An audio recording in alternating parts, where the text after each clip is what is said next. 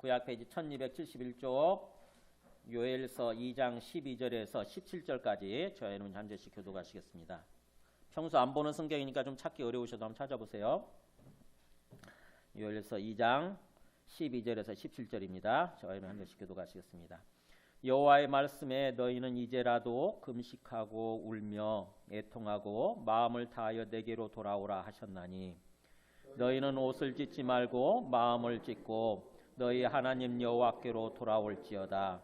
그는 은혜로우시며 자비로우시며 노하기를 더디하시며 인애가 크시사 뜻을 돌이켜 재앙을 내리지 아니하시나니 주께서 혹시 마음과 뜻을 돌이키시고 그 뒤에 복을 내리사 너희 하나님 여호와께 소제와 천제를 드리게 하지 아니하실런지 누가 알겠느냐.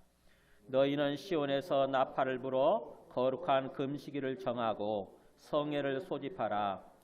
백성을 모아 그 모임을 거룩하게 하고 장로들을 모으며 어린이와 전문응자를 모으며 신랑을 그 방에서 나오게 하며 신부도 그 신방에서 나오게 하고 여호와를 섬기는 제사장들은 낭실과 제단 사이에서 울며 이르기를 여호와여 주의 백성을 불쌍히 여기소서. 주의 기업을 욕되게 하여 나라들로 그들을 관할하지 못하게 하옵소서. 어찌하여 이방인으로 그들의 하나님이 어디 있느냐 말하게 하겠나이까 할지어다. 아멘. 앉으시겠습니다. 지금 계속해서 신천지 사람들에 의해서 바이러스가 확산되고 있는 그런 상황이죠. 근데 조금 수그러들기는 한 것 같아요. 한 2, 3일 전부터 좀 수그러들고 있긴 한데 아직도 그래도 또 계속해서 뭔가 좀 전개되고 있으니까. 그래서 어제까지 보니까는 확진자가 7,041명, 사망자가 49명 이렇게 나왔던데 굉장히 그러다 보니까 우리 삶이 굉장히 위축이 되고, 그죠? 정상적인 지금 삶이 안 사라지죠, 그죠? 사람들 만나는 것도 경계가 되고 조심스럽고, 심지어는 이제 이렇게 주님 앞에 나와서 예배 드리는 것도 지금 금지하고 있잖아요. 예배도 못 드리게 지금 되는 상황이 되어버렸고, 그래서 이런 상황 속에서 우리는 어떻게 생각을 하고 어떤 태도를 취해야 하느냐 하는 것입니다. 자칫하게 되면은 하나님을 모르는 사람들과 똑같이 이제 이렇게 돼버리는 거죠. 근데 우리 하나님을 아는 사람들은 하나님의 말씀을 통해서 하나님의 뜻을 깨달으려고 해야 돼요. 하나님이 온 세상을 지으신, 그리고 온 세상의 주인이시라고 한다면은, 그래서 하나님이 이 세상을 지금 이끌고 가시는 상황이라고 한다면은 지금 이 상황도 하나님이 뭔가 이끌어 가시고 있는 그런 상황일 거 아닙니까? 그잖아요.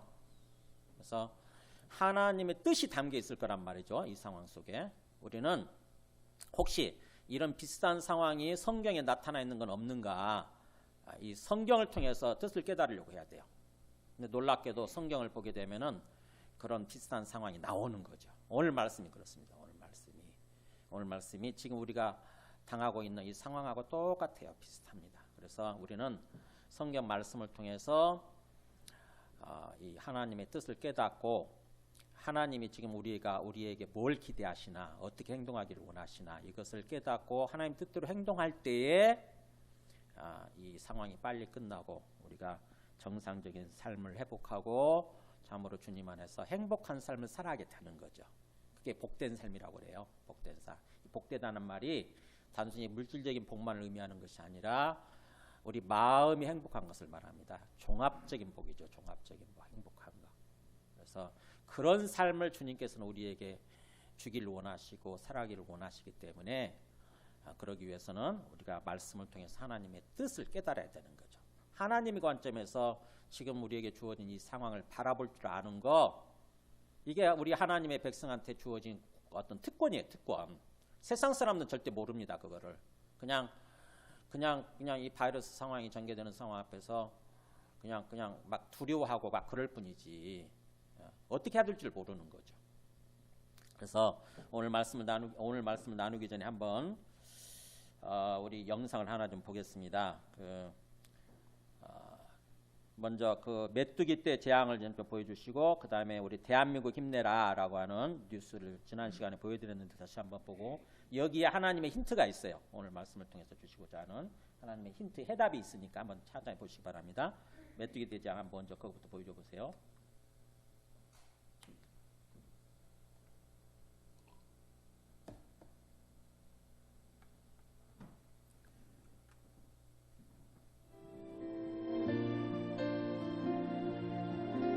수백만 명이 기아에 직면할 수 있다고 유엔이 경고했습니다. 김성진 기자입니다. 수많은 메뚜기떼가 앞을 분간하기 어려울 정도로 날아다닙니다. 작물을 야금야금 먹어치우는 메뚜기를 쫓아내기 위해 옷가지를 휘둘러 보지만 소용없습니다. 메뚜기떼가 휩쓸고 간 케냐와 소말리아 지역에선 작물들이 초토화됐습니다. 이번 메뚜기떼 출현은 수십 년 만에 최악입니다. 특히 케냐 북동부에서 발견된 거대한 메뚜기떼의 규모는 길이 60km에 너비 40km에 달합니다. 여의도 면적의 300배에 육박하는 어마어마한 크기입니다. That swarm in one day can eat the same amount of food as the entire population of Kenya. 사정이 이렇다 보니 탄자니아에선 비행기 3대를 동원해 긴급 살충제 살포에 나섰습니다. 우간다 정부도 전날 비상대책회의를 갖고 부랴부랴 병력 수천 명을 동원해 살충제 살포에 나섰습니다. 메뚜기떼는 그러지 않아도 내정과 가뭄, 홍수로 식량난에 시달리는 아프리카 동부 지역에 엎친 데 덮친 꼴입니다. 기후 전문가들은 지난해 12월 소말리아 앞바다에서 발생한 강력한 사이클론 때문에 이례적으로 많은 비가 내리면서 메뚜기떼가 창궐했다고 분석했습니다. 전문가들은 앞으로 수주간 비가 더 내리고 메뚜기떼를 방치할 경우 그 숫자는 오는 6월까지 500배 폭증할 것으로 내다봤습니다. 유엔은 국제사회가 즉각 행동에 나서야 한다고 촉구했습니다. 연합뉴스 김성진입니다.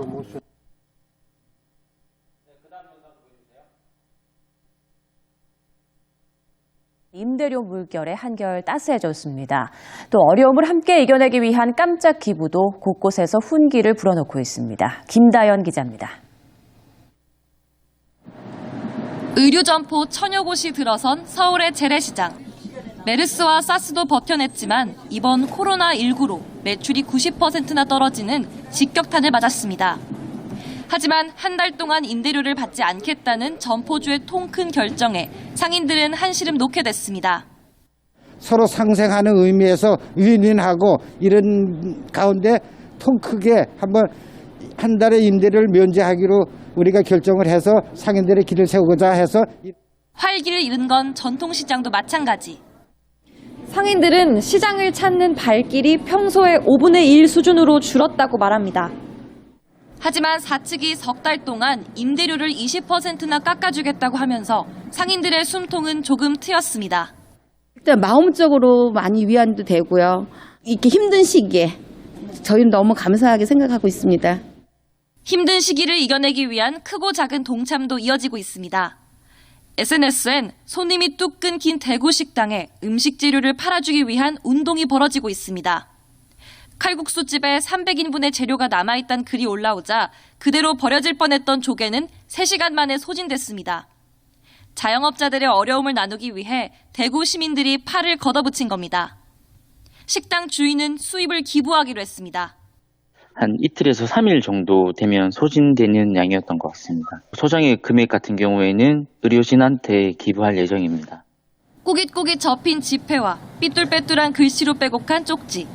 코로나19를 함께 이겨내자며 주민센터에 저금통을 두고 사라진 얼굴 없는 천사 이야기도 훈훈함을 불어넣습니다. 저금통을 이렇게 열어보니까 60만 8,470원이 들어있었어요. 사회복지공동모금에 공금 처리해서 지정기탁으로 해서 코로나 관련 예산 위주로 이렇게 사용할 예정입니다. 코로나19 사태 장기화로 지칠 대로 지친 시민들. 사람 냄새 나는 이야기에 얼어붙은 마음이 조금이나마 따뜻해졌습니다. YTN 김다연입니다. 네, 역대하 7장 13절 한번 보여줘 보실래요? 우리 지난 시간에 나눴던 말씀인데 우리 지금 어떤 일상 삶에서 전개되는 여러 가지 어려운 상황들 있잖아요. 재앙에 가까운 그러한 것들이 하나님의 관점에서 바라보게 되면 왜 이런 일들이 일어나는지를 이렇게 깨닫게 됩니다. 보면은 이런 말씀이 있어요. 내가 하나님이에요. 하나님이 하늘을 닫고 비를 내리지 아니하거나, 그러니까 비가 내리지 않으니까 가뭄이 오겠죠. 가뭄과 흉년이 오겠죠. 그 다음에 혹 메뚜기들에게 토산을 먹게 하거나, 아까 그 아프리카처럼, 저게 지금 아프리카에서 전개되고 있는 상황이에요. 저게 지금 그 인도를 거쳐서 중국으로 좀 넘어오고 있다고 그러잖아요. 그래서 중국에서는 저걸 막기 위해서 오리 뭐 10만 마리를 지금 그 대기시킬 거 있잖아요. 싸우기 위해서. 저 메뚜기 떼들하고 싸우기 위해서. 근데 그걸 막을 수 있을지 모르겠어요. 메뚜기 떼가 창궐 하게 되거나, 그래서 토산, 우리 그냥 메뚜기 떼 저 보세요. 저 한번 스쳐 지나가면은 농작물이 남아나지 않아요. 다 없어져 버린 거죠. 완전히 초토화되는 거죠. 또 혹 전염병이 내 백성 가운데 유행하게 할 때에, 지금처럼 우리 바이러스 이 전염병처럼 전염병이 이렇게 유행. 그러니까는 가뭄, 흉년, 메뚜기 떼 창궐, 전염병 이런 것들이 일어날 때는 왜 이런 일들이 일어나느냐? 하나님이 허락하신다고 하는 것입니다. 이게. 그러니까는 평소에는 하나님이 이걸 막고 계시는 거예요. 이게 막 창궐하려고 그럴 때 하나님이 은혜의 울타리를 딱 치셔가지고 우리를 보호하시는 거죠. 근데 우리가 제대로 하나님을 믿지 않고 하나님 뜻대로 살아가지 않게 되면 어느 순간에 하나님이 그러면 네 뜻대로 해봐, 네 고집대로 해봐 하고는 내버려둬 버리는 거예요. 그걸 유기라고 그래요. 유기. 우리가 고집 피울 때 있잖아요. 그죠? 하나님을 믿는다 그러면서도, 심지어 하나님을 향해서 주님 이렇게 부르면서도 실제로는 하나님이 주인이 아니라 내가 주인 되는 삶을 살 수 있거든요. 내 욕심을 따라서, 내 고집을 따라서 내 마음대로 살지 않습니까? 우리 어린아이들 데리고 가서 보면은 뭐 어떤 백화점 같은데 어디 마트에 데리고 가면은 막 지 사달라는 거 막 쪼르면서 어느 순간에 뒤집어 들어눕잖아요. 그죠? 들어눕고 말 안 듣잖아요. 그럼 어떻게 되죠? 부모가 그냥 내버려 두잖아요. 그냥 그래 네 마음대로 해봐 하고는 와버리잖아요. 그런 것처럼 하나님이 우리가 계속 고집 피우고 그러면 어느 순간에 하나님도 우리 뜻대로 하도록 내버려 둬버려요. 그걸 유기라고 그래. 전문적인 용어로 유기견이란 말 들어보셨죠? 유기견. 버림받은 개가 유기견이잖아요. 그런 것처럼 신학적으로도 우리 생각대로 우리 욕심대로 하게 내버려 두는 것을 가리켜서 유기라는 말을 씁니다. 유기. 한 신학적 용어예요. 그래서 하나님이 내버려 두게 되면 그야말로 이제 그 마음 놓고 마귀가 어떤 악한 세력이 우리 삶을 휘저어 버리는 거예요. 하나님이 보호의 울타리를 거두셨으니까. 보호의 울타리를 거두시니까, 그러니까 하나님이 마귀가 이제 마음 놓고 우리 삶의 영역 속으로 들어와서 마음 놓고 휘저어 버리는 거죠. 그게 그런 상황이 이거예요. 이런 상황이 되는 거. 메뚜기 떼 창궐, 전염병이 막 확산되고 하는 것들. 그래서 이 상황을 하나님이 뭔가 우리가 지금 잘못 살고 있으니까 이런 상황을 허락하셨구나. 그래서 이런 일들이 일어났구나 하는 걸 깨달아야 돼요. 우리가. 지금 상황 있죠. 지금 이 전염병이 확산되고 또 메뚜기 떼가 저기 창궐하고 하는 것들을 주님의 관점에서 바라볼 줄 알아야 됩니다. 그래서 그걸 깨닫고 말씀을 통해서 깨닫는 거죠. 깨닫고 이제 이렇게 밑에 보세요. 내 이름으로 일컫는 내 백성이, 읽어볼까요? 그들의 악한 길에서 떠나 스스로 낮추고 기도하여 내 얼굴을 찾으면 내가 하늘에서 듣고 그들의 죄를 사하고 그들의 땅을 고칠지라. 이렇게 하나님이 약속해 주신 거예요. 이런 상황을 통해서 우리 자신을 돌아보는 거죠. 하나님 앞에 나가서 좀 돌아보고, 이 말씀을 들으면서 돌아보고 깨닫는 거예요. 아이고, 우리가 잘못 살았구나. 그래서 이걸 깨닫고 이제, 그러니까 내 이름으로 일컫는 내 백성이란 말은 하나님을 믿는 사람들이에요. 하나님의 백성이니까 하나님을 왕으로 이렇게 모시고 살아가는 사람들인 거지. 하나님을 통치자로. 그래서 그런 백성이 내 잘못을 깨닫고 악한 길에서 떠나는 거예요. 이게 악한 길, 악한 삶이죠. 죄악된 삶. 이게 진정한 회개거든요. 그러니까 입으로만 아이고 내가 잘못했습니다 하는 것은 진정한 회개가 아니에요. 진정한 회개는 거기서 돌이키는 것입니다. 잘못된 삶에서 떠나서 올바른 삶으로, 정상적인 삶으로 돌아오는 거예요. 이게 진정한 회개예요. 그래서 악한 길에서 그렇게 떠나고 진정한 회개를 하고, 그 다음에 하나님 앞에서 스스로 낮추고 기도하여 내 얼굴을 찾으면, 하나님 앞에서 내가 입으로만 주님 차서사치 실제로는 내가 주인이었구나. 실제로는 내가 높아져 있었구나. 내 마음이 높아져서 하나님 자리까지 올라가 버렸구나. 내가 어느 순간에. 이걸 깨닫고 낮추는 것입니다. 하나님 앞에서. 맞습니다. 하나님이 주인 맞습니다. 그러면서 나는 하나님 앞에서 내가 순종해야 되는 종일 뿐입니다. 이렇게 낮추고, 그래서 기도하면서 이제 이렇게 예배 드리는 거잖아요. 예배 드리고 기도하면서 하나님의 얼굴을 찾습니다. 그건 하나님을 만나고자 하는 거죠. 하나님을 어떻게든지 하나님을 만나야 되니까. 그래야 하나님이 우리를 보호해 주시고 하나님이 우리의 삶을 회복시켜 주시고 그래서 우리 삶이 복되게 되는 거니까 어떻게든지 하나님을 만나려고 애쓰는 거예요. 그러면 하나님 위에서 보고 계시잖아요. 그런 우리의 모습을 보고 내가 하늘에서 듣고 그들의 죄를 사하고 그동안 우리가 잘못 살았던 것들 죄를 다 용서해 주시고 사한단 말이 용서해 주신다 뜻이에요. 죄를 용서해 주시고 그 다음에 그들의 땅을 고칠지라. 우리가 살아가는 이 터전 환경이죠. 환경을 고쳐주시겠다. 치료해 주시겠다고 하는 거죠. 그러면은 바이러스 종식이 되고 메뚜기 때도 금방 사라져버리게 되고 우리 그야말로 농사도 다시 또 풍년이 되고 그 다음에 우리가 건강도 회복하고 우리의 삶이 정상적인 삶을 살아야 되는 것입니다. 이게 하나님의 약속이에요. 그러니까는 이런 맥락에서 지금 상황을 보시기 바랍니다. 지금 이 메뚜기 떼하고 그 다음에 전염병이 지금 번지고 있지 않습니까? 자, 오늘 말씀 보면은요. 오늘 말씀에 그 12절에서 2장 12절에서 이렇게 얘기했죠. 여호와의 말씀에 너희는 이제라도 금식하고 울며 애통하고 마음을 다하여 내게로 돌아오라. 이렇게 하나님 말씀하셨다는 거죠. 이제라도, 지금이라도 그런 뜻이에요. 하나님 직접 말씀하시기를 지금이라도 금식하고 울고 애통해하고 왜 이런 상황이 됐을까? 울고 애통하고 그러면서 마음을 다하여 하나님께로 돌아오라 이렇게 말씀하시는 거예요. 하나님께서. 지금 이 요엘서 상황이 어떤 상황이냐면요. 한번 그 1장 한번 그 4절 보시기 바랍니다. 1장 4절 보시면 앞에 한 장 넘기면 되죠. 요엘서 상황이 오늘날 우리 상황하고 비슷해요. 1장 4절에 보면 이렇게 나오죠. 팥중이가 남긴 것을 메뚜기가 먹고 메뚜기가 남긴 것을 느치가 먹고 느치가 남긴 것을 황충이 먹었도다. 그래서 팥중이, 메뚜기, 그 다음에 느치, 황충 다 메뚜기 종류예요. 메뚜기 종류인데 메뚜기가 아마 커가는 단계에 따라서 이름이 좀 달라지나 봐요. 그래서 팥중이가 남긴 것을 그 다음 단계 메뚜기가 또 먹고 또 메뚜기가 먹고 남으면 또 느치가 먹고 또 느치가 먹고 나오면은 황충이 먹어버림으로써 초토화되는 거죠. 초토화. 아까 거기 우리 그 화면을 통해서 본 것처럼 완전히 농작물이 완전히 초토가 되어버리는 거예요. 저 아까 메뚜기 떼가 하루 먹어치우는 양이 케냐라는 국민이 먹을 1년치 양이래잖아요. 케냐 국민이 먹을 1년치 실량량이래요. 그걸 다 하루 먹어치우는. 그러니까 어떻게 남겠냐, 어떻게 살아남겠냐고요. 그래서 이 요엘서 상황도 지금 우리가 당하고 있는 상황과 똑같고요. 이게 나중에 이렇게 되다 보니까 이제 농작물이 완전히 흉년이 드는 거죠. 아무것도 먹을 게 없는 거예요. 그래서 나중에 어느 상황까지 가냐면은 거기 1장 9절 보면 소제와 전제가 여호와의 성전에서 끊어졌고 여호와께 수종드는 제사장은 슬퍼하였도다.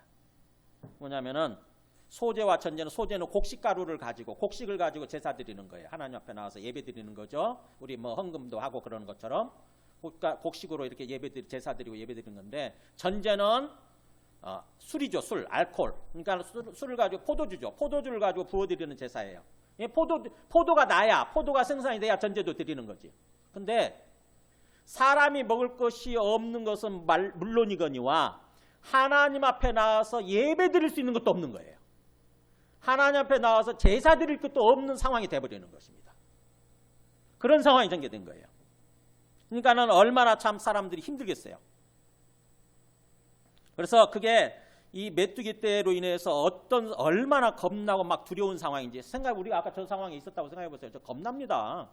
정말 두렵잖아요. 어떻게 걷잡을 수가 없잖아요. 그래서 여기도 이렇게 묘사를 해요. 2장 4절 보면은 그거를 어떻게 뭐에다 군대에다 비유를 해요. 사람의 군대에다 비유를 해서 이렇게 표현하는데 2장 4절 보세요. 그의 모양은 그러니까 이 메뚜기 떼들의 모습이죠. 메뚜기 떼들의 모양새는 말 같고 막 말대가 달리는 것 같고 그다음에 그 달리는 것은 기병 같으며 막 말 타고 기병들 있잖아요. 말 타고 기병들이 막 달려가는 것 같고 그들이 산꼭대기에서 뛰는 소리는 병거 소리와도 같고 병거 소리가 뭐냐면 전차 소리잖아요. 전차 소리. 그러니까 막 산꼭대기에서 그냥 메뚜기 떼들이 막 뛰고 막 이런 것들이 그야말로 막 전차가 뛰는 것처럼 그렇게 요란하고 그다음에 불꽃이 건불을 사르는 소리와도 같으며 불꽃이 건불을 막 이렇게 태울 때 소리 나죠. 사사사사 하면서 막 불태우고 넘어가잖아요. 언덕 같은 거 태울 때. 그런 것처럼 불꽃이 건불을 사르는 소리와도 같으며 강한 군사가 줄을 버리고 싸우는 것 같으니. 그 앞에서 백성들이 질리고 무리의 낯빛이 하얘졌도다. 어떻게 할 수가 없으니까, 당해낼 수가 없으니까 얼굴색이 하얗게 질려버리는 거죠. 그들이 용사같이 달리며, 그 메뚜기 떼들이 마치 무슨 용사가 달리는 것처럼 달리며 무사같이 성을 기어오르며 각기 자기의 길로 나아가되 그 줄을 이탈하지 아니하며, 질서정연하게 막 앞을 향해서 딱 나가잖아요. 서로 부딪히지 아니하고 각기 자기의 길로 나아가며 사람들이 막아놓은 무기도 다 돌파해버리고 나아가나 서로 상하지 아니하며 성중에 뛰어들어가며 성 위에 달리며 집에 기어오르며 도둑같이 창으로 들어가니, 조금만 빈틈이 있으면 막 메뚜기 떼가 기어 들어가는 거죠. 그죠?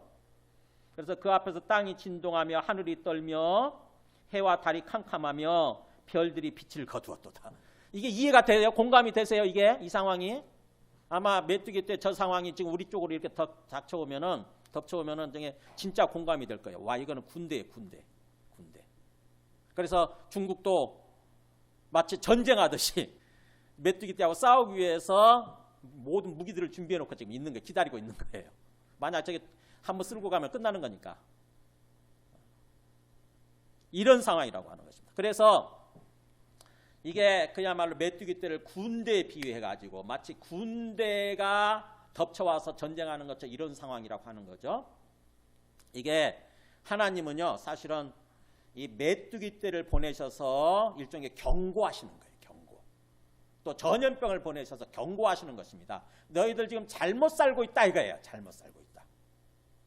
잘못 믿고 있고 잘못 살고 있다. 그래서 본격적으로 심판하시기 전에 메뚜기 떼를 가지고 경고하시는 거예요. 이스라엘 사람들이 그랬습니다. 이스라엘 사람들이요, 결국 이렇게 메뚜기 떼를 보내서 하나님이 경고하셨는데도 불구하고 하나님 앞에 정신을 못 차리고 하나님께로 돌아오지 않게 된다고 한다면 나중에 바빌론 군대를 보내가지고 진짜로 멸망시켜버리는 거예요. 바빌론 군대에서 그렇게 진짜로 멸망합니다. 예루살렘이 멸망하고 이스라엘 나라가 진짜 멸망하는 거예요. 그런데 하나님은 그렇게 하시기 전에 경고하는 거죠. 그렇게 하시기 전에. 너희들 이렇게 살면 진짜 망할 수 있다. 진짜. 그러니까 메뚜기 떼를 통해서 내가 경고하는 거를 일종의 들어라라고 하는 거예요. 하나님 메시지를 깨달으라고 하는 거죠. 그래서 12절 말씀이 전개되는 거예요. 이런 맥락 가운데서. 하나님이 뭐라고 하냐면 너희는 이제라도, 지금 이미 메뚜기 떼가 어떤 창궐 하고 그것으로 말미암아 너희 삶이 피폐해지고 굉장히 어려운 상황을 맞이하고 있지만 지금이라도 늦지 않았다. 지금이라도. 진짜 완전히 멸망하기 전에 이제라도, 강조하잖아요. 이제라도, 지금이라도 금식하고 울며 애통하고, 그래서 하나님 여호와께로 마음을 다하여 내게로 돌아오라. 그러니까 그야말로 진정한 회개를 하라는 거죠. 금식하고 울며 애통하고. 우리가 왜 이렇게 살았지? 하나님 믿는다 그러면서도, 하나님을 향해서 주님 찾으면서도 실제로는 하나님을 진정으로 살아계신 하나님을 믿지 않고 그저 내가 주인 돼서 내 마음대로 내 고집대로 살아버린 거죠. 그러다 보니까 어느 순간에 하나님이 메뚜기 떼를 통해서 경고하시는 거예요. 그래서 지금이라도 그렇게 진정한 회개를 하고 마음을 다하여 내게로 돌아오라라고 하나님이 안타깝게 촉구하는 것입니다. 호소하는 거예요. 마음을 다하여 내게로 돌아오라. 그러니까 대충 신앙생활 하지 말고 종교 활동하는데 그치지 말고 진짜 마음을 다해서, 하나님은 우리한테 그걸 원하시는 거잖아요. 그죠? 하나님이 진짜 살아계시고 우리의 주님이시라고 한다면은 하나님 우리한테 그걸 원하실 거 아닙니까? 정말 마음을 다하여 하나님을 믿고 하나님과 교제하고 하나님과 함께하는 삶을 살길 원하실 거잖아요. 그잖아요. 하나님이 그걸 촉구하시는 거죠. 마음을 다해서 너의 전인격을 다해서, 마음을 다하고 뜻을 다하고 힘을 다해서 하나님께로 돌아오라. 하나님께로 돌아가는 것, 이게 구원이에요. 이게 구원. 성경에서 말씀하는 구원의 개념은 하나님께로 돌아가는 거예요. 살아계신 하나님께로 돌아가는 거. 그러니까 우리가 하나님을 떠나버린 상태인 거지. 하나님을 떠나서 하나님 없이 살아가는 삶이에요. 그게 죄악된 삶이고 그게 죽음이에요. 그게 죽음. 근데 하나님은 우리를 구원하려고 하신대잖아요. 그 구원이 뭐냐? 하나님께로 돌아가는 거예요. 하나님께 돌아가는. 그래서 하나님의 보호하신 가운데서 사는 거죠.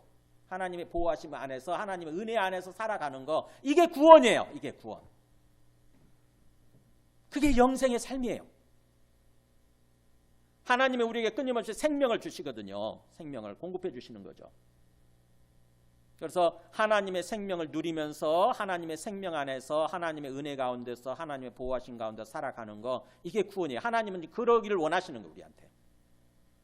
거기까지가 하나님의 말씀이고요.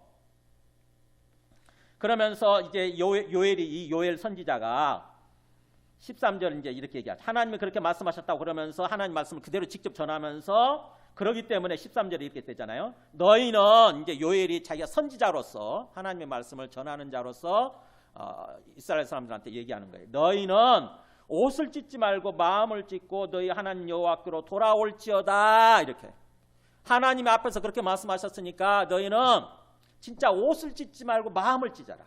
이 옷을 찢는 건 뭐냐? 그 사람들이 뭔가 어떤 죄를 범하고 그 다음에 하나님이 그것 때문에 진노하시고 심판하시는 것 같다 그러면은 사람들은요, 그 회개의 표시로서 옷을 찢었어요. 옛날에 자기가 입고 있던 옷 있잖아요. 이 옷을 찢고 일종의 머리에다가 흙을 뒤집어 쓰는 것입니다. 자기가 회개합니다 그러면서. 그러니까 머리에다 흙을 이렇게 끼얹는 거죠. 흙이나 재를 이렇게 끼얹고 그 다음에 옷을 좀 찢는 신용을 내고 흉내를 내고 이렇게 했어요. 근데 지금 요엘 선지자는 그 정도 갖고 안 된다는 거야. 그런 형식적인 회개, 형식적인 신앙생활 갖고는 안 되고, 옷을 찢는데 그치지 말고 진짜 마음을 찢으라는 거예요. 마음을. 진심으로 회개하라는 거죠. 진심으로. 우리 자신의 마음을, 우리 마음을 살필 줄 알아야 돼요. 내가 진짜로 하나님을 믿었나? 진짜로 내가 살아계신 하나님을 믿고 진짜 하나님 안에서 온전히 살았는가? 아니면 형식적으로만 신앙생활하고 형식적으로 종교활동하다 그쳐버렸는가 하는 거예요. 그래서 우리 마음을 살피고 돌아보면서 깨닫고 진정으로 이제는 마음을 찢고 회개하는 것입니다. 그게 통회하는 마음을 갖는 거죠. 안타까운 마음을 갖는 거예요. 하나님, 정말 제가 가만히 돌아보니까 그냥 제가 하나님 믿는다고 그냥 입으로만, 머리로만 알고 있었고 입으로만 그렇게 나불거렸을 뿐이지 실제로는 진짜 제가 살아계신 하나님 안 믿었습니다. 그걸 진정으로 회개하고 애통해하는 마음으로 하나님 앞에 진정으로 회개하는 거죠. 그러면서 너희 하나님 여호와께로 돌아올지어다. 하나님이 살아계신다. 살아계신 하나님께로 돌아오라라고 지금 요엘 선지자가 그대로 촉구하는 거죠. 우리가 하나님을 믿는다고 하는 거는요, 지식적으로 믿는 게 아니에요. 지식적으로 머리로만 알고 끝내는 게 아니고 진짜 살아계신 하나님을 믿는 거예요. 하나님께로 돌아오는 거예요. 그게 믿는 거예요. 히브리서에도 한번 보세요. 히브리서 3장 12절에 보면은 어떤 게 참된 믿음인지 나와. 이렇게 보면은 형제들아 너희는 삼가 혹 너희 중에 같이 읽을까요? 누가 믿지 아니하는 악한 마음을 품고 살아계신 하나님에게서 떨어질까 조심할 것이요. 네.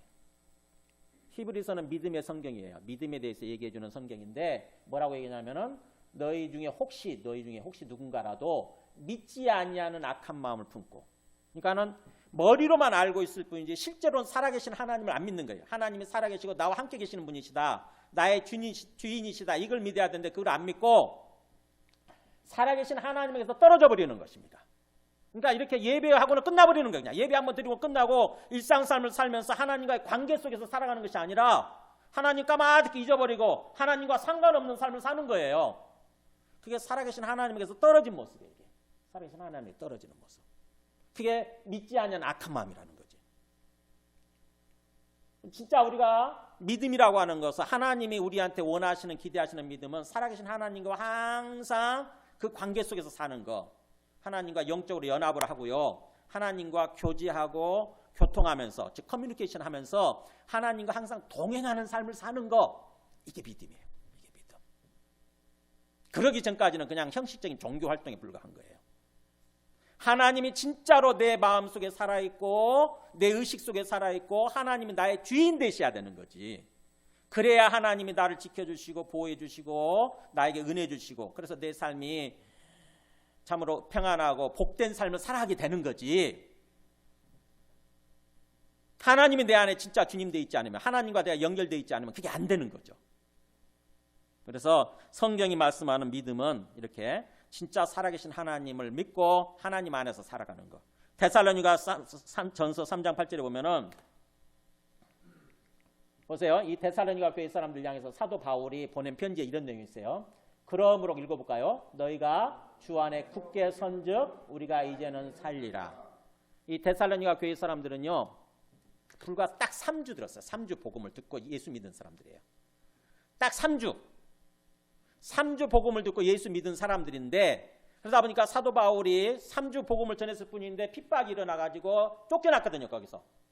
그래서 걱정이 되는 거야. 걱정이 돼서 자기 제자 디모데를 보내가지고 저들의 믿음 상태가 어떤지를 좀 점검해 보도록 이렇게 보냈어요. 근데 디모데가 와서 보고를 하는데 뭐라고 그러냐면 이 사람들이 이렇게 서 있는 거예요. 주님 안에 굳게 서 있는 거예요. 놀랍지 않습니까? 우리는 얼마 동안 믿었죠? 예수 믿은 지 얼마나 되셨죠? 보통 3주 아니잖아요. 그죠? 적어도 3개월, 적어도 3년, 적어도 30년 이상 됐잖아요.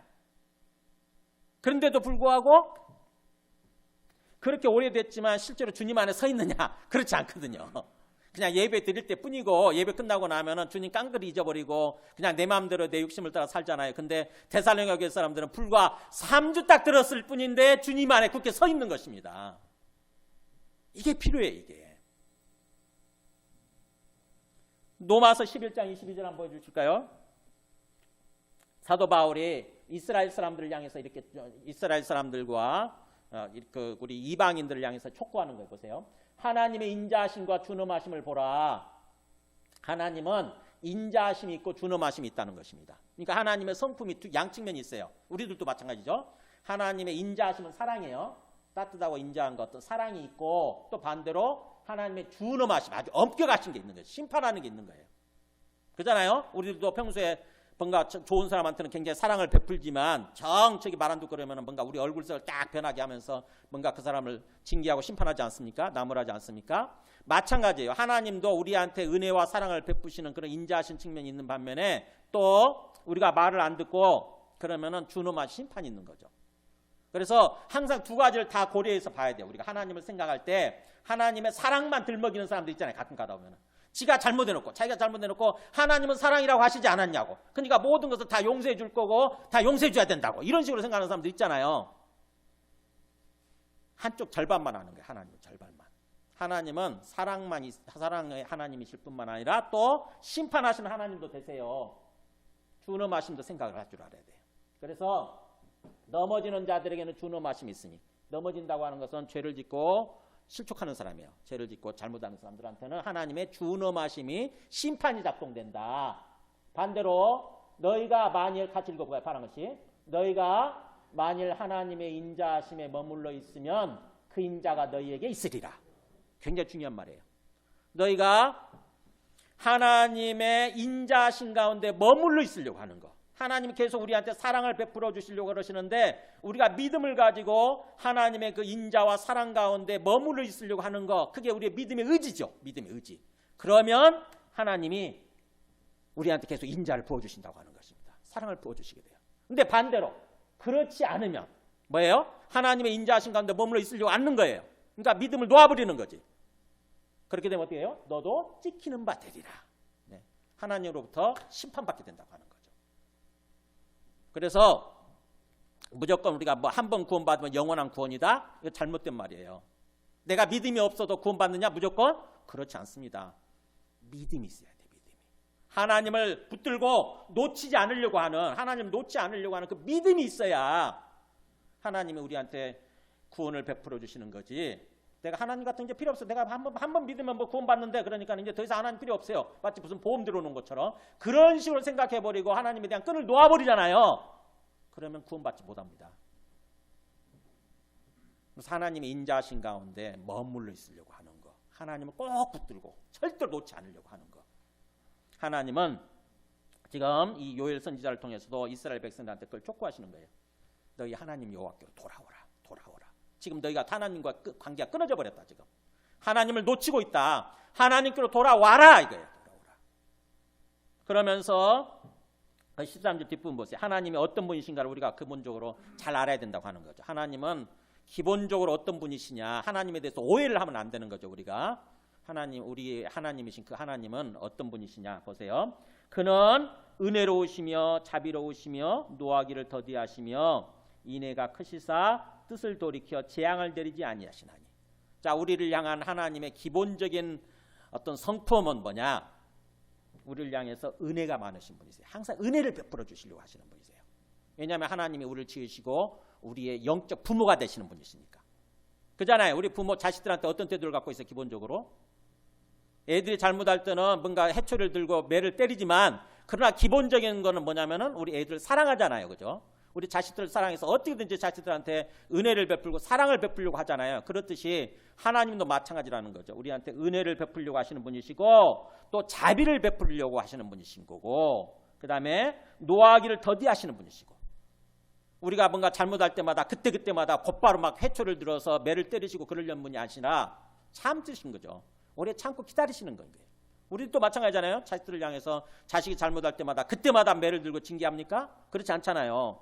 오래 참고 기다려주잖아요. 그런 것처럼 하나님도 우리가 잘못했다 할지라도 바로바로 매를 드는 것이 아니라 기다리신다는 거죠. 노하기를 더디하시며 또 인애가 크시는 분이시다. 인애가 사랑이에요. 사랑.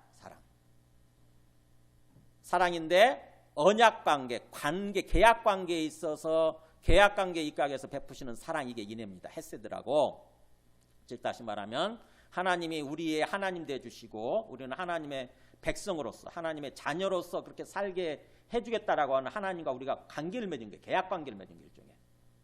하나님의 그 계약관계, 그걸 언약이라고 그래요. 계약관계 입각에서 하나님이 우리한테 계속 사랑을 베푸시는 것입니다. 그 인애가 크시다는 거죠. 우리가 상상할 수 없을 만큼 커요. 우리 생각을 뛰어넘어서서.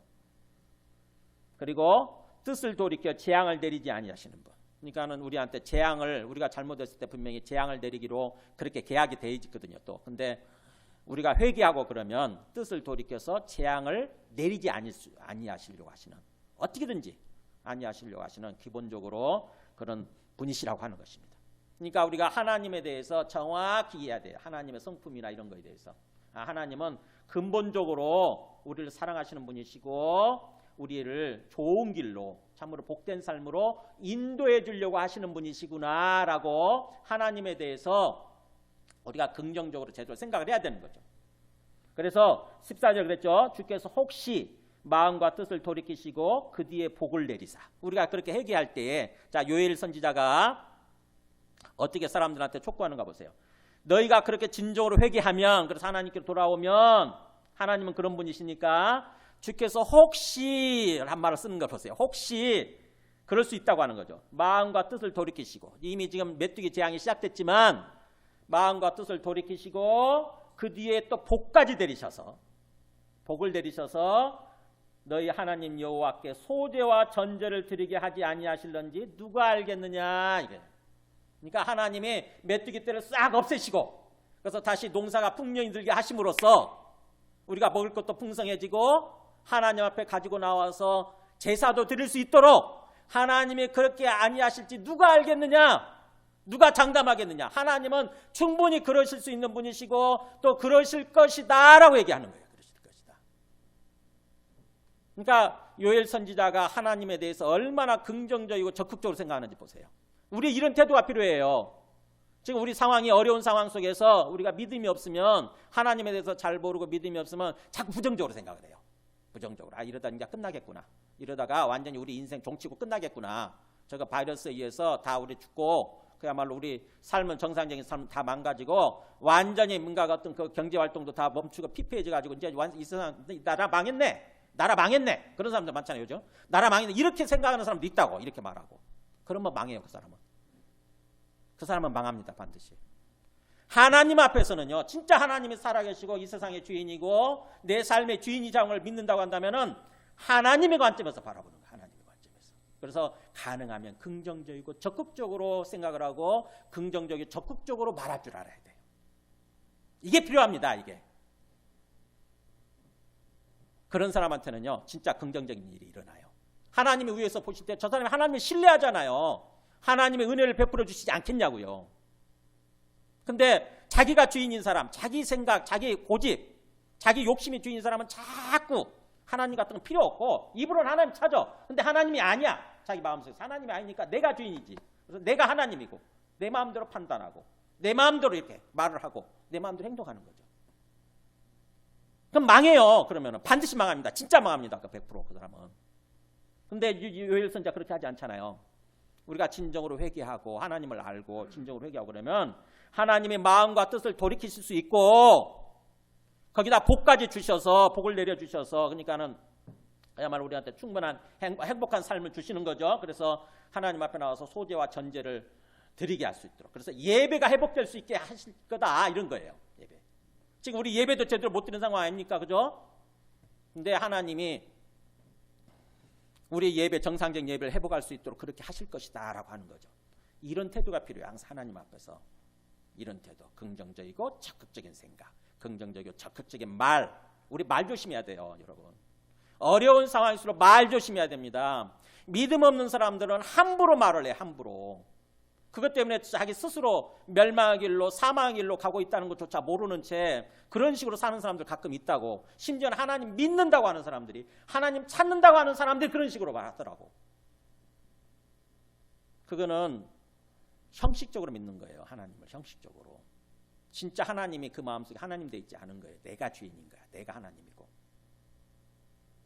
자, 그러면서 그래서 우리가 실제로 이렇게 하나님께서 어떤 그 회복시켜 주시느냐. 요나서 3장 10절 보면은요. 이거 아수르 있어요. 아수르 아주 잔인한 민족이고, 아수르 제국 들어보셨죠? 세계사에서 아수르 아주 잔인한 민족이거든요. 근데 그래서 하나님이 그들을 심판하셔서 멸망시키려고 하셨는데, 하나님이 심판하시고 멸망시키기 전에 이 요나라고 하는 선지자가 있어요. 요나서 나오죠, 우리. 요나 선지자를 보내가지고 그 사람들이 회개하게끔, 그래서 어떻게든지 그들을 살리고 그들을 멸망시키지 않기 위해서 그렇게 하셨어요. 가서 복음을 전해라. 가서 하나님이 살아계신다라고, 하나님이 온 세상의 주인 되신다라고 가서 전해라 했더니, 요나가 처음에는 도망 다녔지만 어쩔 수 없이 가서 복음을 전했어요. 근데 요나의 그 말씀을 듣고 놀랍게도 아수르 사람들이 회개를 합니다. 아수르면 오늘날식으로 하면 우리 중국이라고 생각하면 돼요. 중국 정도 그 위치에 있고 굉장히 중국 중공군일 때 옛날에 그 정도 어떤 그런 상황이라고 생각하면 돼요. 근데 그 아수르의 수도 니느웨 사람들 다 회개하는 거예요. 그래서 그 요나서 3장 10절 보여주세요. 보면은 보세요. 하나님이 그들이 행한 것 곧 그 악한 길에서 돌이켜 떠난 것을 보시고, 아수르 니느웨가 회개하고 돌이켜 악한 길에서 떠나는 걸 보시고, 하나님이 뜻을 돌이키사 그들에게 내리리라고 말씀하신 재앙을 내리지 아니하시니라. 네. 니느웨 아수르를 멸망시키려고 했는데 멸망시키지 않은 것입니다. 실제로 이런 일이 일어난 거죠. 그 악한 잔인한 민족이라 할지라도 하나님이 멸망시키지 않은 거예요. 그러니까는 요나가 사실은 이스라엘 사람 요나가 조금 화가 났어요. 저것들 멸망시켰으면 좋겠는데, 저것들 쌍그리 완전히 멸망시켰으면 좋겠는데 하나님이 그냥 내버려 두시네. 회개했다고. 그러니까 요나가 화가 나가지고 이렇게 투덜합니다. 이렇게 불평을 얘기해요. 여호와께 요나가 매우 싫어하고 성내면서 화를 내면서 여호와께 기도하이르되 이렇게 얘기해요. 우리 오늘 말씀 그대로 인용합니다. 주께서는 은혜로우시며 자비로우시며 노하기를 더디하시며 인애가 크시사 뜻을 돌이켜 재앙을 내리지 아니하시는 하나님이신 줄 내가 알았나이다. 그래서 하나님이 저들을 심판하지 않으시고 그렇게 할까봐, 내 복음을 듣고 그렇게 할까봐 저들이 회개하고 그렇게 될까봐 내가 도망 다녔습니다 라고 얘기하는 거예요. 사실은요. 저들은 멸망해야 되니까. 우리 입장에서 그렇잖아요. 우리 생각에서 보면은 저 중국이나 뭐 북한이나 일본이나 망했으면 좋겠잖아요. 근데 저들이 진정으로 회개하게 되면 하나님 멸망시키지 않으니까 또 우리가 또 화가 날 수 있죠. 그것도 내 고집이에요. 내 생각 내려놔야 됩니다. 지금 신천지를 통해서 뭔가 바이러스가 퍼지고 그러니까 신천지 완전히 깡그리 저것들 다 멸망하고 죽어버렸으면 좋겠잖아요. 근데 이번 일을 통해서 사실은 하나님이 저들한테도 회개를 촉구하는 거예요. 그래서 저들이 진짜 회개한다. 그래서 올바른 신앙으로 돌아온다. 그럼 어떻게 될까요? 하나님이 저들을 살려주시게 됩니다. 우리는 그걸 바라야 돼요. 우리 생각 내려놓고 저들 진짜 회개하면 좋잖아요. 진짜 회개하고 저 사람들이 제대로 믿기 시작한다. 제대로 진짜 예수님을 믿기 시작하고 제대로 하나님 믿기 시작한다면 얼마나 좋습니까? 그잖아요. 그래서 하나님께서는 지금 우리한테 그걸 촉구하시는 거죠. 정말로 진정으로 회개하고 하나님께로 돌아오는 것, 살아계신 하나님을 진정으로 믿고 돌아오는 것, 이걸 지금 촉구하시는 거죠. 그러면서 지금 우리 상황 속에서 우리가 해야 되는 일이 뭐냐? 15절부터 17절이에요. 이제 마지막. 너희는 시온에서 나팔을 불어 거룩한 금식일을 정하고 성회를 소집하라. 백성을 모아 그 모임을 거룩하게 하고 장로들을 모으며 어린이와 젖 먹는 자를 모으며 신랑을 그 방에서 나오게 하며 신부도 그 신방에서 나오게 하고. 자, 어떻게 해요? 지금 상황에서 하나님이 촉구하는 게 뭡니까? 네. 시온에서 나팔을 불어 거룩한 금식일을 정해라. 그러니까 정말 거룩하게 금식하면서 하나님 앞에 진정으로 회개하는 거죠. 그리고 성회를 소집하라. 성회라는 게 거룩한 모임이죠. 즉 다시 말하면 예배예요. 진짜 모여서 진정으로 하나님께 진정한 예배를 드려라. 거룩한 예배를 드려라 이거예요. 그동안 하나님을 모르고 하나님과 좀 떨어져 있는 모습으로 그냥 형식적인 신앙생활, 형식적인 종교생활을 했다고 한다면 이번 일을 통해서 각성을 하고 하나님 앞에 나가서 진짜 제대로 된 예배를 드리는 것입니다. 하나님. 그동안 우리가 잘못했습니다. 그러면서 어떤 사람들이 모여야 되느냐? 백성을 모으고, 일반 사람들이죠. 일반 백성들 모으고, 그 다음에 그래서 그 모임을 거룩하게 하고, 그 다음에 나이 든 사람들부터 시작해서, 장로들이라는 게 나이 든 사람들이에요. 나이 든 연로하신 분들부터 시작해서 심지어는 어린이도, 심지어는 젖먹이들까지도 다 끌어모아라. 그 다음에 뭐예요? 신랑도 신부도 다 모여서 함께 모여서 예배드리라. 진짜로. 이스라엘 사람들은요, 신랑 신부 결혼하잖아요. 그러면 1년 동안은 봐줬습니다. 군대도 안 보냈어요. 군대도 안 보내고 둘만의 시간을 갖도록 그렇게 봐줬어요. 근데 지금 상황은 굉장히 어려운 위기 상황이다 보니까 다 끌어모으라는 거죠. 다 모여서 모든 사람이 하나님의 백성 모두가 다 남녀노소를 불문하고 다 모여서 진짜로 하나님을 만나라 이거예요. 진짜 하나님께 예배드리고 그래서 하나님의 말씀을 듣고 깨닫고 진정으로 회개하고 그래야 하나님이 우리의 하나님 되실 때 우리를 지켜주시고 보호해주시고 우리의 삶을 복되게 해주신다고 하는 것입니다. 그러면서 17절에 그랬죠. 여호와를 섬기는 제사장들은 그러니까 하나님과 하나님 백성 사이를 중개하는 사람이 제사장이죠. 오늘날 목사들이에요. 목회자들. 이 사람들은 섬기는 제사장들은 낭실과 제단 사이에서 울며 이르기를 이 낭실이라고 하는 것은 성전을 들어갈 때 저 현관문이라고 생각하면 돼요. 성전을 들어갈 때 저 기둥 같은 거 하나 있잖아요. 그게 낭실이에요. 낭실. 거기서부터 이 제단 사이 여기죠. 이 제단과 이 사이를 오가면서 그야말로 뭐라고 울면서 외쳐라고 그러냐면은 여호와여 주의 백성을 불쌍히 여기소서. 하나님 주님의 백성을 이 불쌍한 사람들 아무것도 모르고 정말 무지해서 그렇습니까? 무지해서 아무것도 모르고 죄악된 삶을 살다 보니까 이런 재앙을 당하게 됐는데 불쌍히 여겨주세요. 주의 백성들한테 긍휼을 베풀어 주세요. 이렇게 기도하라는 거죠. 외치라는 거죠. 그러면서 주의 기업을 욕되게 하여 나라들로 그들을 관할하지 못하게 하옵소서. 주의 기업, 주님의 나라, 주님의 백성을 가리킵니다. 이 주님의 백성들. 이거 교회라고 생각하면 돼요. 주의 기업, 저 교회를 욕되게 함으로써 나라들이라고 하는 것은 이방 나라들이에요. 하나님을 전혀 모르는 세상 사람들이지.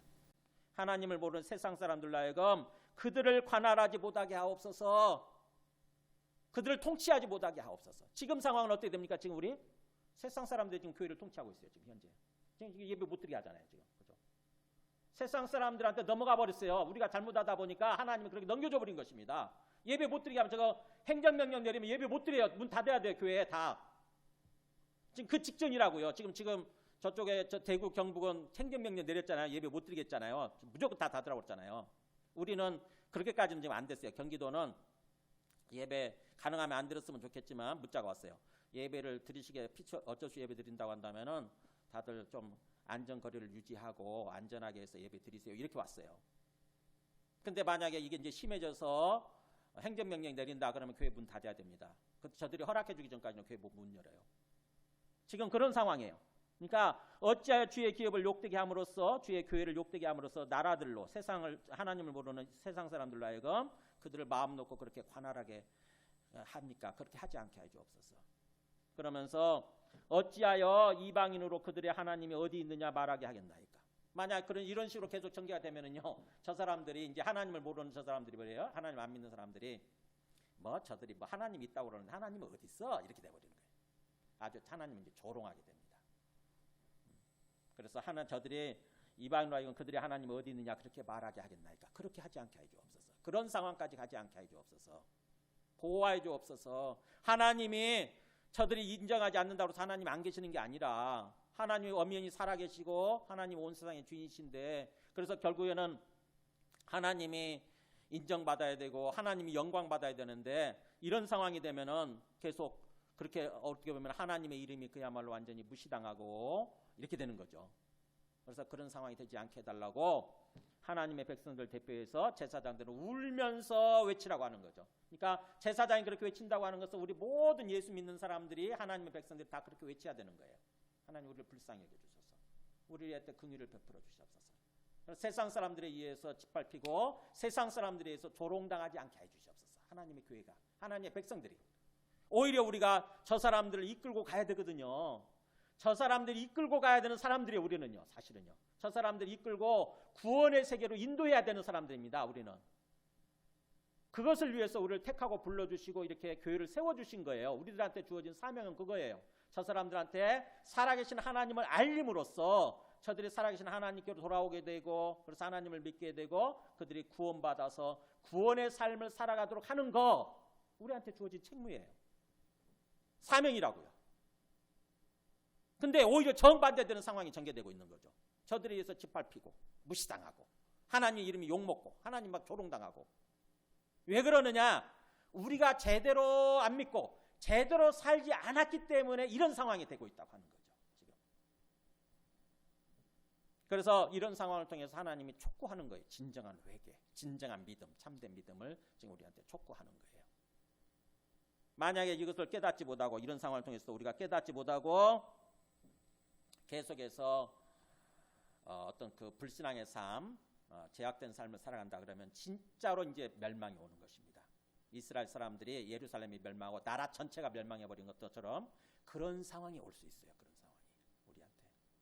지금이야 이 정도지만 만약에 진짜 이 상황이 계속해서 계속 발전이 되고 전개된다 그러면은 진짜 예배 전혀 못 드리고요. 완전 예배 못 드립니다. 예배 못 드리고 하나님 믿고 싶어도 믿을 수 없는 상황이 되어버릴 수 있어요.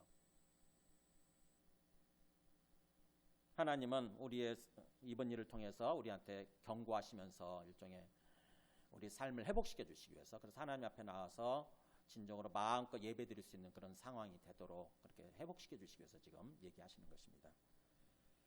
말씀을 정리합니다. 제가 지난주에 화요일부터 시작해서 어제 토요일까지 해서 특별한 시간을 좀 가졌어요. 갑자기 뜻하지 않게 제가 막 피부에서 뭔가 이 좁쌀 같은 빨간 좁쌀 같은 것도 막 일어나더라고요. 그래서 가벼운 마음으로 피부과를 갔어요. 동네 피부과를. 그랬더니 동네 피부과 의사가 제 몸을 다 살펴보더니 이건 좀 심각한 상황이라고 그러면서 오늘 당장 추천서를 써줄 테니까 큰 병원으로 가보래요. 그래서 이게 뭔 큰일인가 생각 싶어서 그냥 가라고 그러니까 갔죠. 큰 병원 갔더니 아주대 병원을 갔더니 아주대 병원은 선별진료소 때문에 바로 못 들어가더라고요. 근데 거기서 2시간이나 기다려야 된다는 거야. 아이고 겁이 덜컥 나가지고 주변에 이제 성 빈센트 병원이라고 있더라고요. 가톨릭 병원인데 거기를 갔어요. 그때 거기서는 이것저것 검사한 다음에 응급실에서 이제 이렇게 또 조사를 다 검사를 하더라고요. 그러더니 당장 입원해야 되겠다고 지금 그러더라고요. 그래서 뭔 소리냐고 이걸 갖고 내가 뭘 입원하냐고 내가 지금 오늘 입원하면 내일 새벽기도는 어떡하며 수요 예배는 어떡하며 또 만약에 입원 기간이 길어지면 주일 또 예배 어떡하냐고 나 못한다고 절대 입원 못한다고 내가 막 버텼어요. 막 반발하고 화를 내고 버텼는데 나중에 간호사가 찾아오더니 의사가 찾아오고 그러면 안 된다고 이대로 보내면 자기들 법적 책임질 수 있다고 오늘 저녁에 가다가 큰일 날 수 있다고 되게 혈소판이 수치가 낮아졌대요. 갑자기 혈소판이 낮아져가지고 11만부터 정상인데 만대로 떨어졌대요. 그래가지고는 이거 큰일 난다고 이게 혈소판이 낮아지면은 모세혈관이 터지면서 그렇게 막 빨간 그 피멍이 생기는 거죠. 근데 온몸에 이게 퍼지고 있으니까 피부에 퍼질 때는 괜찮은데 뇌혈관이 터지게 되면 큰일 난다는 거지. 그래서 안 된다고 입원해. 그래서 벌 수 없이 억지로 입원이 됐어요. 입원이 돼가지고 처음에는 마음이 너무 힘들더라고 이것저것. 그러다가 주님 안에서 내 마음을 내려놓고 가만히 하나님의 뜻을 생각하기 시작했어요. 왜 이 상황이 벌어진 거지? 가만히 보니까 이 바이러스 상황하고 제 몸의 상황은 비슷한 거예요. 이게 왜 이 상황이 전개된 거지? 가만히 하나님의 뜻에서 가만히 생각해 보니까 하나님이 뭔가 이걸 통해서 나에게 뭔가 하나님의 뜻을 깨닫게 해주려고 그러는 거구나 그런 생각이 들더라고요. 그래서 내려놓고 하나님의 뜻을 묵상을 했습니다. 그랬더니 오늘 이 말씀을 주시더라고요. 요엘서 말씀을 주시면서 뭐냐면은 하나님이 진짜 살아계시고 나의 주인이시라고 한다면은 내 생각을 내려놓고 나를 내려놓고 온전히 하나님의 인도하심에 순종하는 삶을 살고 있느냐 하는 거예요. 내 인생 내 것인 줄 알았더니 내 마음대로 뭔가 될 줄 알았더니 아니더라고. 그 상황이 되니까 하나님이 내려놓으라고 그러면 내려놓아야 되는 거예요. 그게 내일 예배를 못 드리는 거예요. 내일 새벽 기도를 못 드리는 거예요. 내려놓으라고 하면 내려놓은 거더라고. 우리 인생이라는 게 그렇잖아요. 그죠? 지금 상황에서는 우리 계획들이 있고 막 뜻이 있지 않습니까? 비전이 있잖아요. 그래서 그게 막 내 뜻대로 될 거라고 생각을 하죠. 근데 하나님이 내려놓으라고 하시면 내려놓고 와라. 그냥 돌아와라. 이제 그냥 왔다 됐다. 이제 돌아와라. 그러면 가야 되는 거예요. 사실은요. 하나님 부르시면 가야 됩니다. 그러니까 내 인생 내 것인 줄 알았더니 그게 아니더라고. 내 섬김도 사역도 내가 내 것인 줄 알았더니 내가 아니더라고. 내 마음대로 될 줄 알았더니 그게 아니더라고요. 그래서 하나님이 거기서 있으면서 나를 내 마음을 어루만져 주시기 시작하시더라고. 어루만져 주시기 시작하고 치료하시면서 회복시켜 주시는 거예요. 내 몸도 치료해 주시는 거예요. 점차 수치가 올라가고 혈소판 수치가 올라가고 내 몸도 회복이 되더라고. 그래가지고 토요일 날 어제 무사히 퇴원을 했어요. 한 90% 그렇게 치료돼가지고. 그래서 나오면서 참 많은 생각을 했더랬습니다. 하나님은 우리는 앞에 있는 것만 봐요. 그죠? 우리는 앞에 있는 것만 당장 문제 이 바이러스 상황 또 내 몸이 아픈 상황 앞에 있는 상황만 보고 거기에 막 마음을 빼앗겨버리고 거기서 몰입이 돼가지고 이렇게 살아가지 않습니까? 근데 하나님은 온 세상의 주인이시기 때문에 그리고 내 인생 전체의 주인이시기 때문에 하나님은 다 전체를 보고 계시고 그래서 내 삶을 정말로 정상적인 삶으로 정말 복된 삶으로 인도해 주려고 하신다고 하는 거죠. 그런 맥락 가운데서 때로는 내 발을 딱 걸어서 넘어뜨리는 거예요. 그냥 멈춰라 이렇게 브레이크를 거는 거예요. 브레이크. 그대로 가면 안 된다. 브레이크를 걸고 잠시 멈춰서 니캉네캉 한번 생각해보자 이거지. 너와 내가 한번 같이 얘기하면서 한번 생각해보자. 이렇게 브레이크를 거실 때가 있더라고요. 과거에도 그런 적이 있었는데 또 시간이 지나니까 까먹더라고 사실은. 근데 이번에 또 그렇게 브레이크를 거신 거예요. 그래서 나오려고 하면서 어떤 말씀이 생각이 났냐면은 이사야 55장 6절 9절 보세요. 너희는 여호와를 만날 만한 때에 찾으라. 가까이 계실 때 그를 부르라. 그러니까 하나님을 만날 만할 때 하나님이 가까이 계실 때에 그 기회를 놓치지 말고 하나님을 찾으라는 거지. 하나님을 부르라는 거예요. 우리가 이렇게 예배드리는 상황이 하나님이 지금 가까이 계시는 때예요. 하나님을 만날 만한 때예요. 그런데도 불구하고 내 마음이 하나님께로 향해 있지 않으면 하나님 안 찾는다고요. 적당히 형식적으로 예배 딱 데리고 시간 채우고 나면 끝나는 걸로 이렇게 생각을 하는 거지. 근데 하나님은 촉구하는 거예요. 하나님 만날 만한 때다. 하나님 네 가까이 계신다. 그때 하나님을 열심히 찾고 만나라 이거예요. 왜냐? 너는 내 생각이 너희 생각과 다르며 내 길은 너희의 길과 다름이니라. 하나님의 생각은 우리 생각과 다르대요. 우리 생각은 굉장히 좁거든요. 굉장히 근시안적이라고요. 앞에 있는 것만 봐. 근데 하나님의 생각은 굉장히 넓고 높아가지고 전체를 다 보고 생각하시는 거죠. 하늘이 땅보다 높은 같이 내 길은 너희의 길보다 높으며 내 생각은 너희의 생각보다 높음이니라. 시간이 지나고 보니까 제가 이걸 깨닫겠더라고. 제가 치료되고 난 다음에 퇴원하면서 와 하나님은 나보다 훨씬 높이 보고 계시고 넓게 다 보고 계셨구나. 그 나를 치료해 주시기 위해서 나를 정상적인 삶으로 회복시켜 주시기 위해서 내가 그렇게 부득부득 고집 피우고 안 하겠다는데 이번 안 하겠다는데 하나님이 브레이크를 강력하게 걸어가지고 딱 입원시켜놓고 딱 가둬놓고 나를 치료해 주셨구나. 이런 생각이 딱 드는 거예요. 와 하나님은 우리를 그렇게 인도하려고 하시는 거구나. 지금 우리가 전개되고 있는 이 바이러스 상황 있잖아요. 어떻게 보면은 하나님을 제대로 안 믿는 사람들은 굉장히 부정적으로만 생각이 되는 거 아닙니까? 이것 때문에 이제 내 삶이 망하고 나도 죽고 내 완전히 경제적인 것도 다 피폐해지고 이럴 거라고 생각을 하잖아요. 근데 하나님은 이 상황을 통해서 뭐예요? 사실은 우리를 치료해 주시고 우리의 영혼을 치료해 주시고 또 우리의 몸을 치료해 주시고 우리의 삶을 치료해 주셔서 건강하고 평안하고 정상적인 삶으로 복된 삶으로 인도해 주시기 위해서 브레이크를 걸고 계신다고 하는 것입니다. 이 믿음이 필요해요. 이 믿음. 하나님 앞에.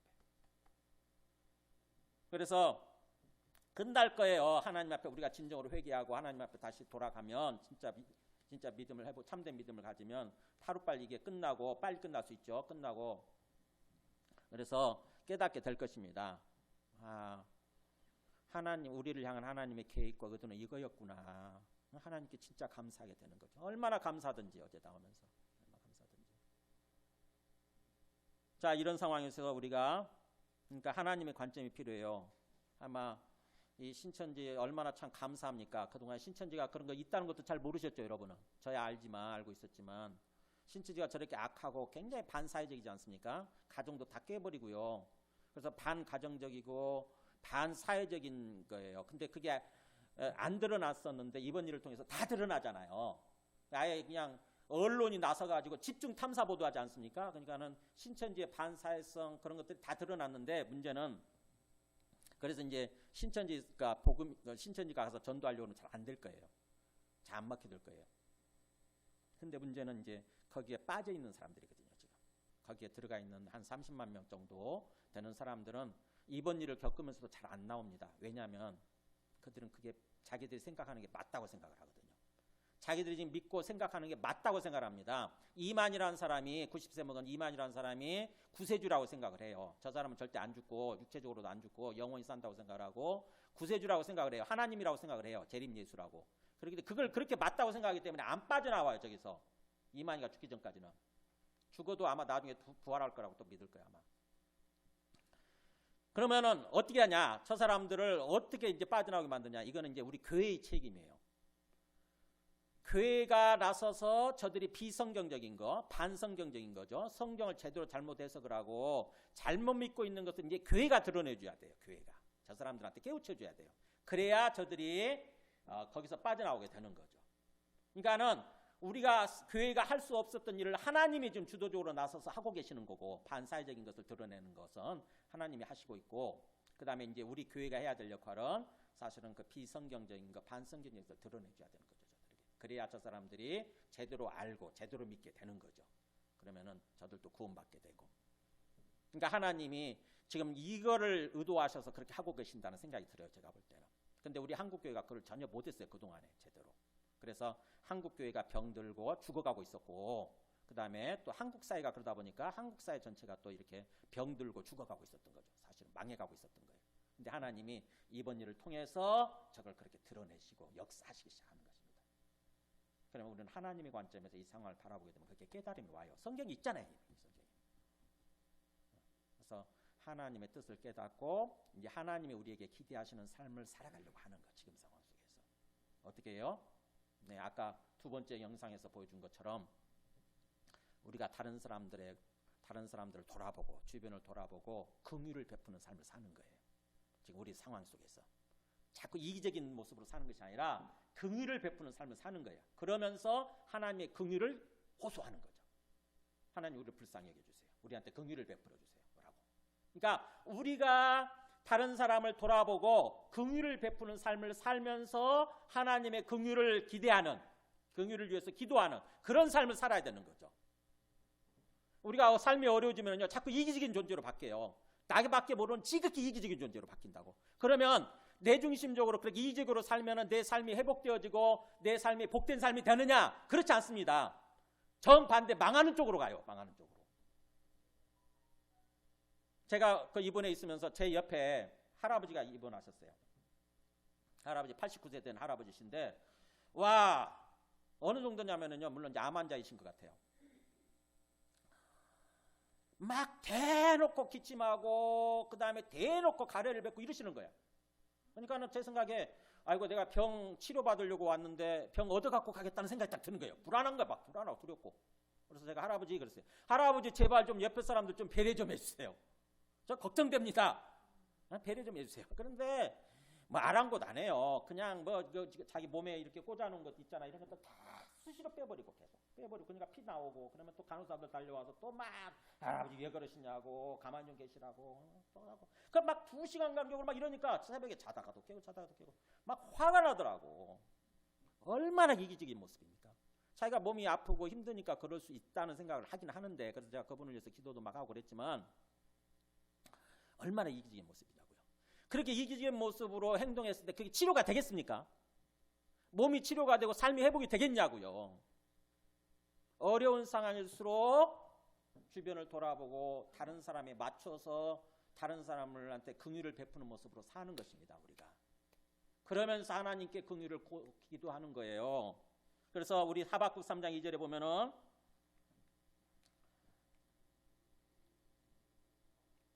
하박국 3장 2절 보세요. 이렇게 하박국 선지자도 똑같은 상황인데 그렇게 기도하잖아요. 진노 중이라도 긍휼을 잊지 마옵소서. 하나님의 지금 진노가 베풀어지고 있지만 이 진노 중이라도 하나님 우리한테 긍휼을 베풀어 주옵소서, 긍휼을 잊지 마옵소서 이렇게 기도하잖아요. 아까 거기 우리 그 17절에서 얘기하는 것처럼 하나님 우리를 불쌍히 여겨주세요. 근데 내가 그렇게 긍휼을 베풀면서 하나님께 긍휼을 호소해야 되는 거예요. 히브리서 4장 15절도 그 다음 말씀 보죠. 히브리서 4장 15절 보면 이렇게 나오지 않습니까? 우리에게 있는 대제사장은 우리의 연약함을 동정하지 못하실 리가 아니요 모든 일에 우리와 똑같이 시험을 받으신 이로되 죄는 없으시니라.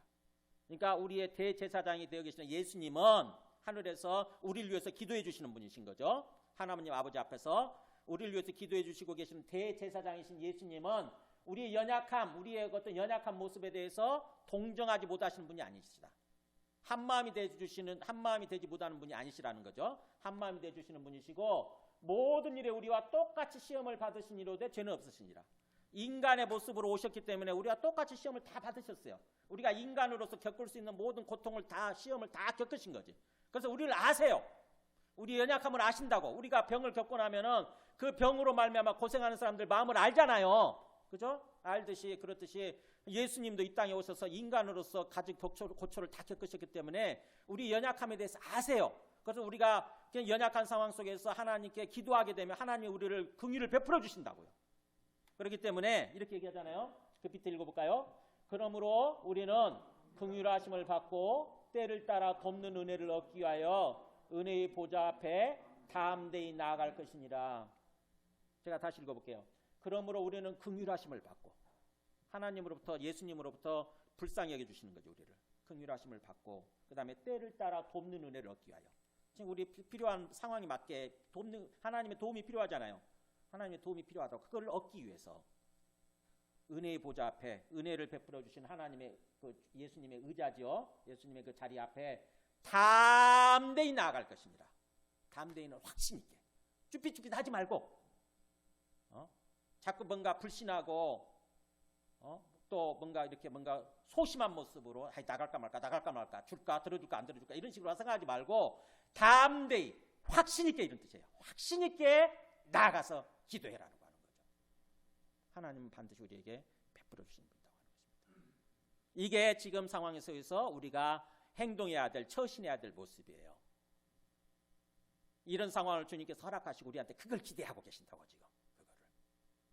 하나님의 관점에서 이 상황을 바라보고 여기에 담겨있는 하나님의 뜻을 깨닫고 하나님이 어떻게 저 신천지를 다 드러내시고 심판하셔서 이 교회 한국교회를 그리고 이 한국 사회를 건강한 사회로 만드실 건가 이걸 기대하면서 하나님께 나아가서 우리가 긍휼을 베풀면서 다른 사람들 연약한 사람들 돌아보면서 긍휼을 베풀면서 하나님의 긍휼을 기도하는 것입니다. 긍휼을 호소하는 거예요. 제발 이기적인 모습으로 그렇게 살지 말고 나밖에 모르는 나만 살고자 도망치는 그런 모습으로 살지 말고 주변을 돌아보는 것, 주변을 돌아보고 이웃을 돌아보고 내가 긍휼을 먼저 베풀면서 하나님 긍휼을 베풀어 주세요 내한테도. 그러면 하나님이 얼마나 그 이쁘시겠어요 그 사람 있잖아요.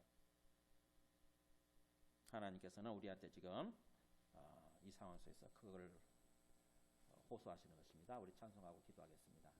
찬송가 273장